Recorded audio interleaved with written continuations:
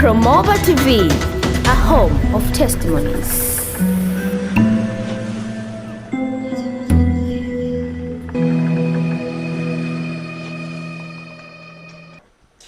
Bwana Yesu asifiwe sana, mtazamaji na msikilizaji wa Promova TV. Hapa Dar es Salaam, wakati ambapo tumekuwepo hapa katika masuala ya Injili, nimekutana na watumishi wa Mungu ambao wana jambo kubwa ambao limenigusa, nikasema wacha nikufikishie wewe ambaye unafuatilia Promova TV na umekuwa mdau mkubwa wa Injili, hasa Injili ya utakatifu, toba, kwa ujumla wake. Kuna vitu vingi sana ambavyo huwa tunavifanya hapa Promova TV na tunashirikiana sana na watumishi wa Mungu ambao wana Injili kama hiyo.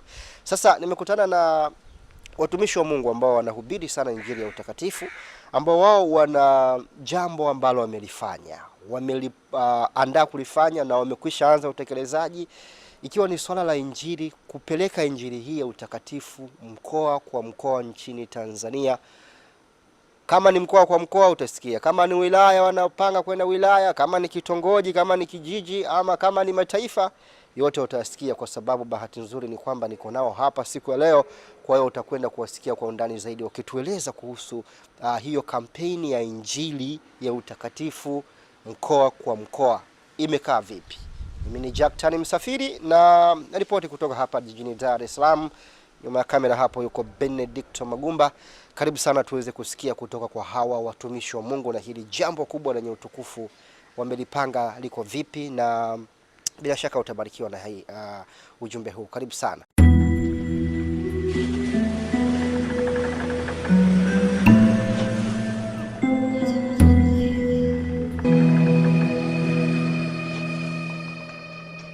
Bwana Yesu asifiwe. Amina, amina. Tuanze kwa kuwatambua majina, alafu ndio tutaenda sasa kwenye hili jambo ambalo nimemdokeza msikilizaji na mtazamaji. Kwa majina naitwa mchungaji Robert Masangula wa kanisa takatifu la Mungu hapa Dar es Salaam, ambayo ni makanisa yako chini ya Nabii Aston Adam. Sawa. Karibu. Kwa majina ni Moses Magabe, niko pale Mwanza, kanisa la Kifo cha Kristo. Sawa. Amen. Kwa majina naitwa Bart James, mchungaji kanisa takatifu la Mungu Bomba Mbili chini ya mchungaji Robert Masangula. Sawa. Bila shaka umewahi kuwaona ama kuwasikia, basi ndio hawa watumishi wa Mungu tuko nao hapa. Kuna hili jambo ambalo limenidokeza. Kwanza nataka kufahamu, timu ndio yote hii ambayo mnataka kwenda mkoa kwa mkoa, ama kuna timu kubwa sana nyie mnaongoza hiyo timu katika hili jambo ambalo mmenia? Asante sana ndugu mtangazaji. Ni kweli timu iko timu ya watu 5, lakini kwa sasa tuko 3 ndio tuko tayari kuanza kuzunguka, lakini bado milango pia itakuwa wazi kadiri tutakavyokuwa tunazunguka. Yawezekana katika wito huu Bwana anaweza kujitwalia watu wengine ambao tunaweza tukaongozana nao. Okay. Sawa.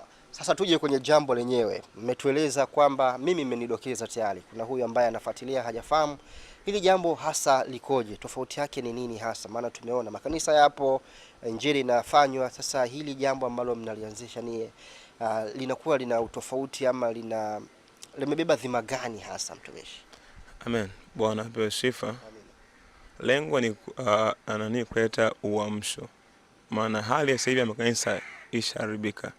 Injili ya haki ishaachwa muda mrefu. Kwa Bwana anataka uamsho uje, alafu nyakuo ufuate. Kwa tupo hapa kwa ajili ya kujiandaa mkoa kwa mkoa Tanzania nzima na hata nje ya Tanzania kwa ajili ya kwa ajili ya Injili ya haki na utakatifu kwa kila mtu mmoja, na pia kwa makanisa yote wapokee toba, kutubu na kuacha dhambi na kutimia shambani ni ya haki na utakatifu nje na ndani kwa ajili ya kujiandaa kwa ajili ya unyakuo. Hiyo ndio lengo kubwa. Lengo ni toba na uamsho kwa ajili ya unyakuo, maana Yesu yuaja muda wote ule. Tuko nje muda sana.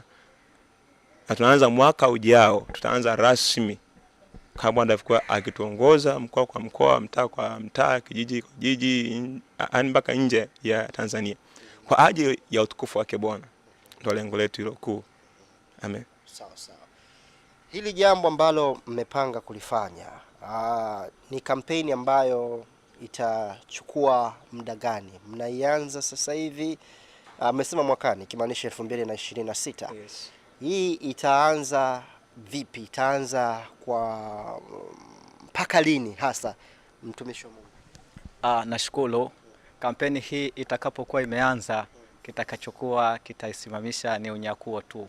Hata baada yetu itaendelea. Kwa hiyo sisi tutakuwa kama waanzilishi, lakini kadiri muda unavyoendelea Mungu atainua watendakazi ambao wataendelea, na kubwa zaidi ni kuunganisha mwili wa Kristo uweze kuwa mmoja kwa injili ya utakatifu, toba na utakaso wa kweli, kuliandaa kanisa lililo kamili, lisio na dosari wala kunyanzi, ili Bwana Yesu atakaporudi aweze kupata watu wa kwenda nao. Kwa hiyo tunatoa wito kwa yeyote ambaye anasikia matangazo haya, kama anawiwa, ana nia ya kufikiwa na injili hii, popote anaweza akatoa taarifa tukamfikia kama timu, na Mungu awabariki. Amen.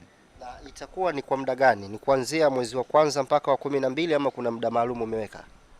Okay. Muda maalum hatujaweka, bado tupo kwenye maombi tukisikiliza sauti ya Mungu, lakini tayari tunaendelea kufanya mipangilio ya kimwili zaidi na maandalizi, lakini taarifa rasmi nadhani tutaitoa baada ya kupata maelekezo kutoka kwa Mungu, tuanzie sehemu gani nadhani watu watafikiwa na watasikia ili waweze kutupokea huko. Kwa hiyo lakini ni mwakani, tunaamini Mungu atatupa neema. Ni lini hatujui, lakini tunaomba. Amen. Mtumishi wa Mungu, nataka unieleze kwa nini mmepata vipi wazo hili ama mwamko wa kufanya hili jambo? Mmeona kuna upungufu mahali popote hadi kuamua kufanya hivi, ama pengine ni kipi kimewasukuma? Asante ndugu mtangazaji. Sisi ni wachungaji wa muda mrefu na tumeendelea kwa muda mrefu kuhubiri injili hii ya utakatifu ambao inagusa mambo ya mwili, utakatifu wa roho, utakatifu wa nafsi. Lakini katika kuwahubiri watu tuligundua njia rahisi ni kuwafikia mahali walipo, na tuligundua kwamba pia watu wengi hawajafahamu kwa kina toba ya kweli ni nini, lakini watu wengi pia hawajafahamu uamsho ni nini. Hii ni changamoto iliyolikumba sana kanisa. Watu hawafahamu toba ya kweli na jinsi ya kutubu, na pia hawafahamu uamsho ni kitu gani. Hawafahamu tunapotamka utakatifu wa mwili ni nini. Na ndio maana kuna watu wengi anasema masuala ya utakatifu ni ndani, sio nje. Lakini kumbe kuna utakatifu wa mwili upo kwenye Biblia, na kuna utakatifu wa nafsi, na kuna utakatifu wa roho. Kwa mfano sasa hivi kuna watu anaweza akaota ndoto anajamiana, lakini asijue kwamba kwa ajili ya jambo hilo tu ameshatenda dhambi inaweza kumnyima mbingu. Haya ni miongoni mwa mafundisho ambayo tunakwenda mkoa kwa mkoa, wilaya kwa wilaya, mtaa kwa mtaa, ili kuwafundisha watu waweze kuelewa mambo haya, maana Yesu yuko karibu sana na kurudi. Sawa sawa. Na mtakuwa mnafanya kwa mpangilio gani? Itakuwa ni swala zima la injili mtaa kwa mtaa? Itakuwa ni pengine itakuwa ni mikutano ya injili, ama itakuwa ni nyumba kwa nyumba? Itakuwa ni kwa mpangilio gani hasa? Njia ambayo tuliona ni rahisi, ndugu mtangazaji na mtazamaji wa Promova TV, ni kwenda mtaa kwa mtaa, nikimaanisha hivi kwamba kwa mfano tunafika mkoa fulani, hatutakuwa na muda wa kuandaa mikutano na kuomba vibali vya mikutano siku 7 na kutengeneza majukwaa, ila sisi tutakuwa tunapita na spika zetu na gari yetu tukihubiri watu. Kwa hiyo tutakuwa tunawahubiri mahali. Tunaweza leo tukawa katika eneo fulani, tukahama eneo fulani, kwa siku tunaweza tukahubiri mikutano hata 7 ile midogo midogo, na kesho tukahama tukaenda mji mwingine. Hii tuliona inaweza ikawasaidia sana watu, kwa sababu watu wengi hawawezi kufika kwenye mkutano, lakini sisi tunaweza tukawafikia kwa urahisi maeneo walipo. Ndio. Sawa. Hili ni jambo jema sana, nimefurahi kusikia hili. Hakika ni taarifa njema, hasa kwa wewe ambaye unatamani sana hii injili ya utakatifu. Kule ambako mnaenda hasa mnakofika, baada ya kuwa mmehubiri Injili, kuna watu wamejitokeza, kuna watu wamepokea Injili, nini hasa kinafuata? Mnakuwa mnajenga makanisa huko, mnakuwa mnaondoka na hawa washirika, mnakuwa mnafanyaje iwapo Injili hiyo ambayo mnaihubiri itakuwa bado haijaenea maeneo yale? Lengo ni kujenga makanisa ya utakatifu. Kwa kushapokea hii Injili ya haki, tutaweka pale madhabahu takatifu ambayo ina Injili ya haki na uamsho na toba. Ndio lengo letu kubwa. Kama tutapokea Injili, tutaweka madhabahu ile sehemu. Ndio itawezekana pia, ndio hivyo. Wale ambao wangependa kujumuika nanyi hasa ni watu gani ambao mmewalenga?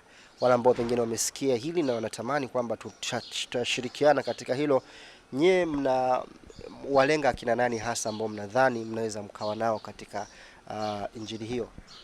Kwanza ni mtu mmoja, alafu ni kanisa, alafu pia ni wachungaji. Ndio hivyo. Wa aina gani? Wachungaji ambao wanataka Injili hii ya utakatifu, wanataka kuguswa na hii Injili. Wao pia katika ratiba zetu pia tunataka na wao pia tushirikiane nao kama ndivyo akituongoza Mungu mwenyewe. Sawa. Nitamani mtumishi hapo utueleze pengine hili jambo mmekwisha jaribu kulifanya kabla ya kuanza kwenda mtaa kwa mtaa huko, mikoa kwa mikoa, maeneo mengine. Hapa Dar es Salaam mmeshajaribu kufanya kwa kiwango chochote labda?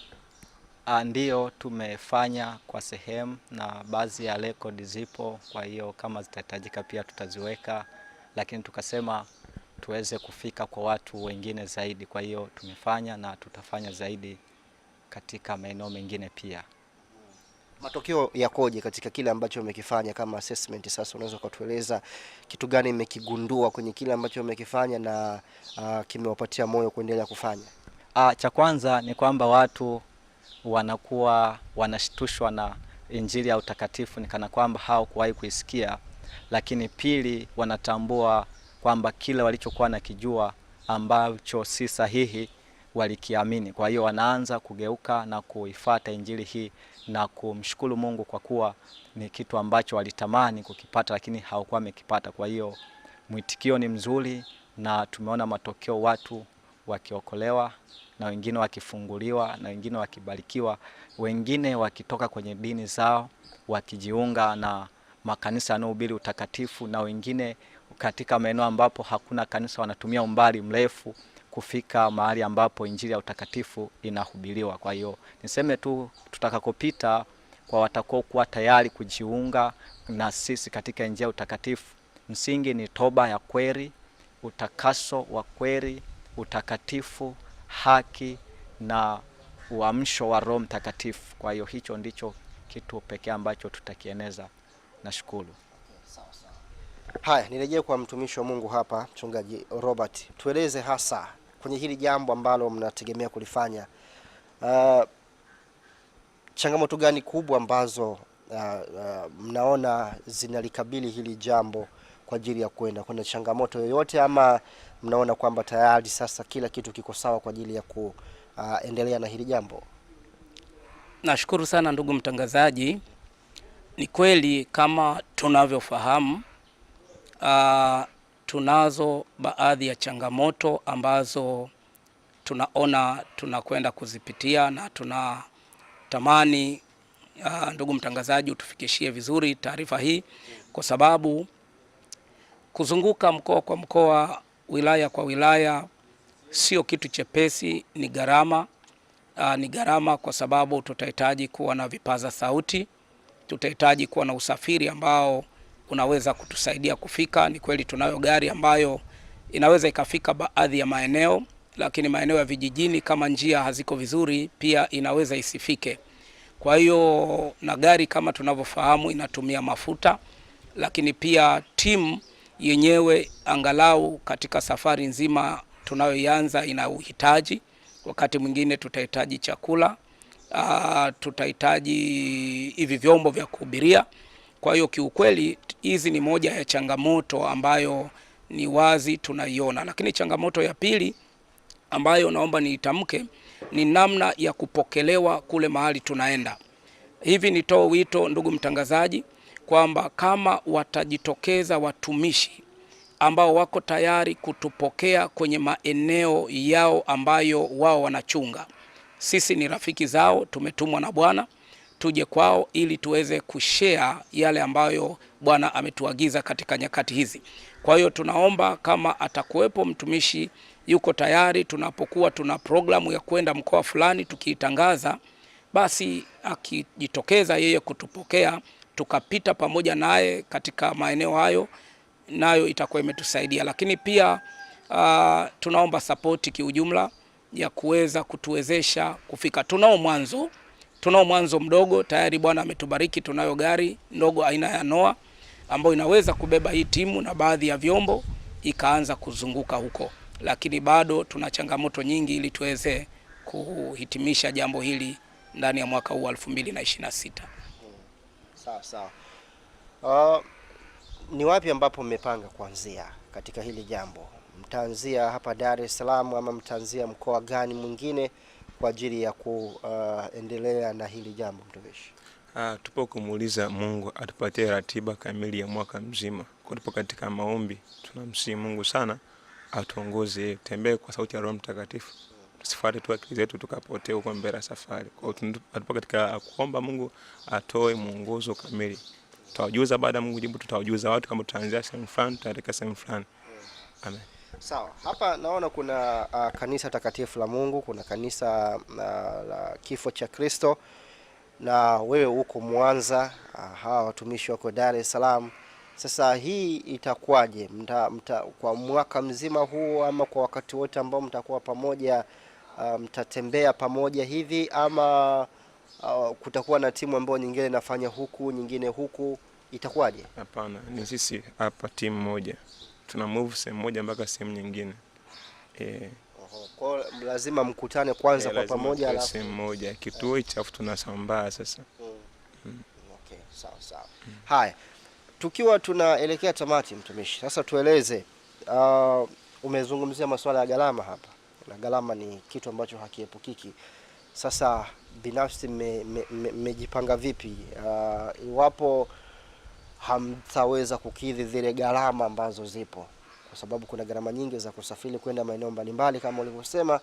Sasa yamkini sasa imefika Januari lakini hamjaweza kupata kiwango fulani cha kuanza hii huduma kuwawezesha kufika maeneo hayo ambayo mmekusudia. Je, mtafitisha kwanza kwa muda kwa ajili ya kutafuta hizo fedha ama ikoje kwa ajili ya kukabiliana na changamoto ya kifedha? Asante ndugu mtangazaji. Mimi kwanza niombe wadau wa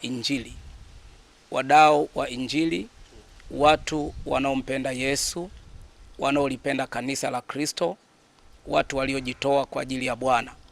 Niombe sana kama kutakuwa na uwezekano wa kutusapoti ili tuweze kufikia lengo letu kwa mwaka 2026 kuzunguka mikoa yote ya Tanzania, tutashukuru. Na niseme kwamba tunatamani kufanya hivyo kwa sababu Kristo yuko karibu sana milangoni. Lakini uwezekano wa kushindwa utatokana na namna ya tutakavyopata sapoti, na uwezekano wa kufanikiwa sana pia utategemea namna tutakavyopata sapoti kwa wadau wa Injili, watu waliompenda Bwana, wanaoweza kujitolea wao kwa mali zao kutusaidia ili tuweze kufikia lengo. Niseme tu kitu kimoja, kuna mambo mengi ambayo tuliongozwa na Bwana tuwaambie watu. Hata upande wa kubatiza, nitoe wito katika mikoa yote tutakayokuwa tunapita, tutabatiza kwa jina la Yesu, na wapo watu wengi tumeshakuwa na ziara kadhaa za kwenda kubatiza watu. Tutawabatiza watu kwa jina la Yesu Kristo. Haya ni mambo ambayo Bwana alituongoza, lakini tutawaombea watu Roho Mtakatifu wa kweli. Makanisa mengi wanasema kuna Roho Mtakatifu, lakini unapomuuliza mtu aliyejazwa Roho Mtakatifu, yeye anafikiri Roho Mtakatifu ni kunena kwa lugha, lakini unakuta hakuna kitu kingine, anabaki anaendelea kutenda dhambi, ni dhaifu wa kiimani, anaweza kuchukuliwa na mawimbi kwa muda wowote akaanguka. Hii inaonyesha wazi kwamba hakumpokea Roho Mtakatifu wa kweli. Huu ndio wito ambao tumeitwa sana. Lakini kwa kweli kiujumla, watu wanaoifuatilia Promova TV, tunahitaji sana support yenu ili tuweze kulitimiza lengo. Tunafahamu Mungu humtuma mtu kwa ajili ya mtu. Kwa hiyo inawezekana hata sasa wako watu waliotumwa kwa ajili yetu. Mungu atakapokugusa wakati wowote, tunaomba chini ya uongozi wa Promova TV, basi support yenu ni muhimu sana kwetu ili tukamilishe lengo letu. Okay. Sawa, basi mimi niwapatie nafasi ya kuzungumza kitu cha mwisho kabisa kama rai ama jambo ambalo kabla tujafika tamati hapa, kila mmoja angependa kulizungumza, kulitoa kwa ajili ya wale ambao wamefuatilia kipindi hiki kifupi. Nianze na mtumishi wa Mungu. Nashukuru. Ombi langu kwa mtazamaji ni kwamba tunaomba tu mtupokee, kwa sababu tumetumwa na Kristo kwa ajili ya injili ya utakatifu. Kwa hiyo kwa yeyote anayesikia taarifa hii, kama upo ndani na nje ya Tanzania na unaona kuna uhitaji wa injili, utakapopata taarifa tupe ujumbe, tutaweza kuprogram ili tuweze kuwafikia hata huko. Na pia kama una sapoti ya maombi pia unaweza ukatuombea sana. Na pia kwa ambao wanatamani kuungana na sisi katika injili hii, huenda ulikuwa unatamani kuona kitu hiki na ukipata sasa, ni kuarike, utatoa taarifa pia. Tunakaribisha watu, ila tu uwe umemaanisha kwenye injili ya utakatifu, na mengine zaidi tutasema baadaye, Mungu akitupa neema. Nashukuru. Amen. Bwana apewe sifa. Zawadi pekee kwa sasa kwa mwanadamu ni toba, ni kumrudia Mungu, ni kuacha ule wofu na kumrudia Bwana. Kwa hiyo ni kutubu, alafu sasa ndo uamsho utakapokuja, alafu sasa ndo unyakuo utakapokukuta. Kwa hiyo ni kila mtu apokee hii injili ya toba kama zawadi ya pekee kutoka kwa Mungu aliye hai, na mtubu na mpokee Kristo na mjazo nguvu za Roho Mtakatifu ili muweze kuingia katika unyakuo wa Bwana. Tubuni, Yesu ni Bwana. Amen. Tumeisha hapa. Asante ndugu mtangazaji. Mimi niseme tuko tayari kumtumikia Bwana. Tunachokihitaji ni wewe uliye tayari. Basi mlango uko wazi sasa hivi. Kwa mfano, ikiwezekana kama mtu yupo saa hii ambaye anafuatilia matangazo haya na yuko tayari kupokea injili hii, anaweza akawasiliana na sisi ili tuweze kumsaidia hata kwa kupitia njia ya mtandao. Nafikiri itakuwa bora nikitaja namba ya simu ambayo itatusaidia kuweza kukufikia kwa urahisi. Kwa maana inaweza ukawa umepokea tangazo hili lakini ukashindwa kufahamu namna unaweza kutupata. Namba ya simu ambayo iko kwenye WhatsApp ni 0716 6671 96. 0716 6671 96. Hii namba iko WhatsApp, unaweza ukatupigia wakati wowote ili tuweze kuwasiliana. Kwa mfano, unahitaji ubatizo au unahitaji kupata ushauri wowote wa injili ya kweli, wewe tupigie. Ikiwa ni mchungaji, umefurahiwa na injili hii na unatukaribisha mahali ulipo, tumia namba hii kuwasiliana na sisi ili tuweze kukufikia pale ulipo, tumege mkate huko pamoja na kupata hekima hii ya wale waendao mbinguni. Mungu awabariki sana. Amen. Basi nikushukuru sana na wote kwa ujumla, watumishi mbarikiwe. Na asante sana pia hata kwa wale ambao wameweza kufuatilia tangu ambapo tumeanza. Bila shaka taarifa hii imekufikia, na kadri ya uwezo wetu na kadri ambavyo Mungu atatuongoza kutufanikisha, tutaendelea kukueleza kile ambacho kinaendelea kuhusiana na hili jambo ambalo tumeweza kulitangaza. Basi tunamaliza hivyo. Mtumishi, tuongoze hapa kwa maombi mafupi kumwombea huyu ambaye amefuatilia hapa na unatamani aweze kubarikiwa, tamani aweze kupata kitu kutokana na hiki ambacho amekisikia. Karibu. Amen. Mighty Father, wewe ni Mungu uliye hai. Baba, katika jina la Yesu Kristo, nasihi neema yako Bwana kwa kila mtu aliyepokea huu ujumbe. Bwana, kaandae mioyo ya watu. Bwana, kawaandae watu kwa ajili ya kazi hii. Hii kazi Bwana ni kazi yako wewe, Mungu mkuu mtakatifu wa Israeli. Ili Bwana watu watubu na warejee kwako Bwana, na wajiandae kwa ajili ya unyakuo. Na si neema yako kupitia Roho Mtakatifu Bwana kawasaidie. Bwana akawaandae wakapokea injili hii kwa ajili ya utukufu wako. Wewe ndiye Mungu na wewe ni Bwana. Na si baraka na neema zako Bwana zikawashukie kila mtu kwa kadri yake. Kwa jina la Yesu Kristo aliye hai. Amen. Jenga makanisa na Promova. Ndiyo, jenga makanisa na Promova. Baada ya kuwezesha ujenzi wa makanisa mbalimbali katika maeneo mbalimbali nchini Tanzania, sasa Promova TV wakishirikiana na wadau mbalimbali wenye wito kama huu wa kujenga makanisa wanakuja na kampeni hii. Hii ni kampeni maalum yenye lengo la kujenga makanisa zaidi ya 20 kwa mwaka. Tunawatafuta, tunawawezesha, na kwa neema ya Mungu tunajenga makanisa yao. Hii ni kampeni endelevu ambayo tayari imekwisha anza, inaendelea na itaendelea. Shiriki sasa katika jambo hili kubwa la kipekee la kimungu. Jinsi ya kushiriki: tuma sadaka yako kwenye M-Pesa namba kujumlisha 255 762 841 734. Hiyo ni namba ya Tanzania, na M-Pesa Kenya Safaricom ni kujumlisha 254 113 844